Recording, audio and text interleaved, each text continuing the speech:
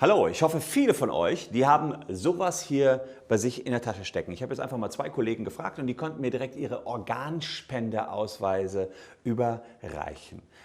Jetzt wird in der Politik heiß über das Thema Organspende diskutiert. Teilweise ist angedacht worden, die Organspende per Default zu setzen, also so eine Art verpflichtend zu machen, wo man sich dann per Opt-out wieder rauswählen kann.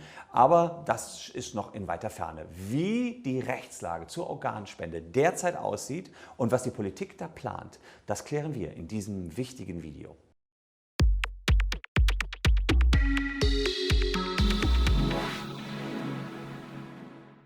Hallo, ich bin Christian Solmecke, Rechtsanwalt und Partner der Kölner Medienrechtskanzlei Wildeborger & Solmecke und ich kann verstehen, dass man sich ungerne schon jetzt Gedanken über den Zeitpunkt des Ablebens macht. Aber es kann ja natürlich andere Leben retten, etwa wenn man einen Organspendeausweis ausgefüllt hat. Warum man das nicht so gerne macht, das liegt wahrscheinlich daran, dass man sich nie so richtig mit der Rechtslage auseinandergesetzt hat und was es eigentlich bedeutet, wenn man keinen Organspendeausweis hat. Denn selbst dann können einem Organe entnommen werden, wie ich euch jetzt hier nachfolgend zeigen werde. Und ich werde euch auch zeigen, dass es besser ist, das alles im Vorfeld zu regeln. Doch fangen wir mal ganz von vorne an. Seit dem 1. November 2012 gibt es in Deutschland klare Regelungen für die Organspende und es gibt da die sogenannte Entscheidungslösung. Die Bedingung ist, dass jemand sich freiwillig schon zu Lebzeiten für eine solche Organspende entschieden hat. Das Gesetz, was damals geschaffen worden ist, sollte insgesamt die Organspendebereitschaft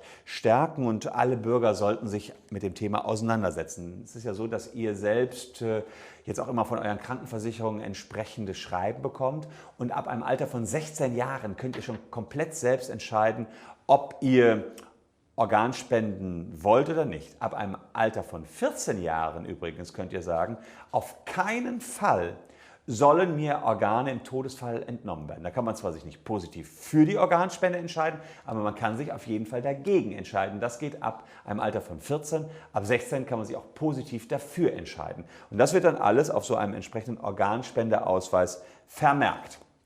Und ganz wichtig eben, die Eltern können da gar nichts mitbestimmen, da kann man frei selbst drüber bestimmen. Aber jetzt ist es ja immer noch so, dass die meisten Menschen in Deutschland keinen Organspendeausweis haben. Und was gilt da im Todesfall? Naja, da gilt, dass zunächst einmal versucht wird, der wirkliche Wille des Verstorbenen zu ermitteln.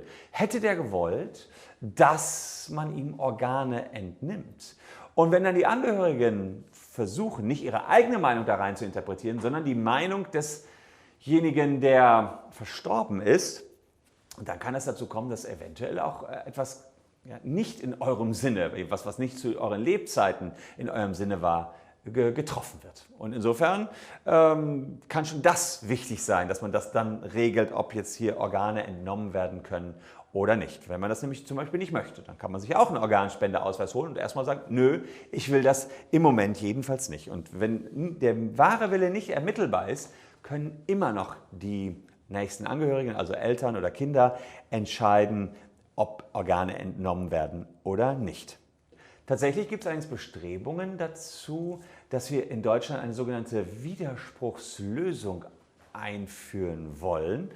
Da geht es darum, dass man sagt, okay, jeder, der nicht widersprochen hat, dem werden Organe entnommen. Und diese Widerspruchslösung, die ist im Übrigen in ganz vielen europäischen Ländern ohnehin schon eingeführt worden. In Bulgarien, Frankreich, Irland, Italien, Lettland, Liechtenstein, Luxemburg, Österreich, Polen und gibt es die Widerspruchslösung. Das heißt, wenn man nicht widersprochen hat, dann können Organe entnommen werden.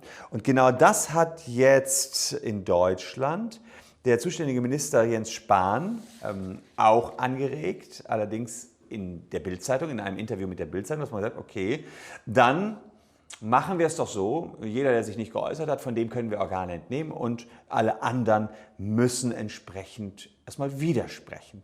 Der Deutsche Ärztetag hat natürlich gesagt, das ist die beste Lösung. Dann kommen wir quasi ans Maximum der Organe, die wir dann zur Verfügung haben. Als Ärztin können im Maximum an Menschen helfen.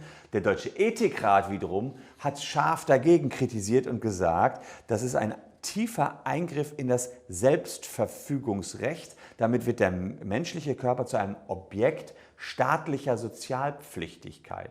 Also es sieht so aus, als wenn genau das so schnell nicht kommen wird, dass wir per se erstmal unsere Organe spenden und dann eben einen Widerspruch ausüben müssen, quasi als Opt-out, um aus dieser Spende wieder rauszukommen. Ganz, ganz wichtig ist, selbst wenn man keinen Organspendeausweis ausgefüllt hat, dass man zumindest mit Angehörigen und Verwandten mal über das Thema redet, denn wie ich es vorhin erläutert habe, im Zweifel müssen die dann entscheiden. Aber es ist fast unfair, wenn man keinen Organspendeausweis hat, weil man denen dann die Entscheidung auferlegt. Die müssen dann entscheiden, was mit den Organen passieren soll oder nicht, denn das wird relativ schnell von den Ärzten dann gefragt werden, jedenfalls wenn ihr überhaupt für eine Organspende in Betracht kommt. Naja, und dann gibt es ja noch die Möglichkeit, dass man Organe noch zu Lebzeiten spendet. Das ist allerdings nicht im entsprechenden Organspendegesetz geregelt, sondern vielmehr im Transplantationsgesetz. Also da ist halt geregelt, inwiefern man nahen Angehörigen Organe transplantieren kann. Es ist auch ein sehr komplizierter Prozess, der dann nicht anonym abläuft. Bei einer Organspende selbst, die sich auf den Todesfall bezieht, läuft das Ganze anonym ab. Also nochmal, die Lösung in Deutschland sieht derzeit wie folgt aus.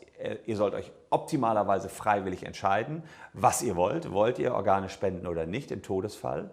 Wenn ihr euch nicht entschieden habt, wird nach dem Tod versucht herauszufinden, was wohl euer Wille gewesen wäre. Und das geht am besten, wenn ihr den Willen niedergeschrieben habt, eben auf so einem Organspendeausweis. Und ich bin mal gespannt, wie viele von euch schon so einen Organspendeausweis haben. Deswegen habe ich hier eine Umfrage in der Community gestartet. Habt ihr einen Organspendeausweis? Ja oder nein? Dann sehen wir mal, wie viel das Thema in der Bevölkerung überhaupt schon verbreitet ist und ob das ein Thema für euch ist. Und wer noch den einen oder anderen Kommentar dazu hat, der kann auch noch jetzt heftigst mitdiskutieren hier unter diesem Video. Und was natürlich auch der Fall ist, wir haben weiterführende Links rund um das Thema Organspende hier in das Video geschrieben. Wer sich jetzt noch tiefergehend informieren will, der kann da klicken. Und das soll es noch nicht gewesen sein mit den Aufforderungen. Wer diesen YouTube-Kanal mag, der lässt auch gerne ein Abo da, denn morgen gibt es hier auf diesem Kanal schon das nächste Video. Ich danke euch herzlich fürs Zuschauen. Besorgt euch gefälligst Organspendeausweise, egal ob ihr darauf schreibt, ihr wollt spenden oder ihr wollt nicht spenden, aber entscheidet euch.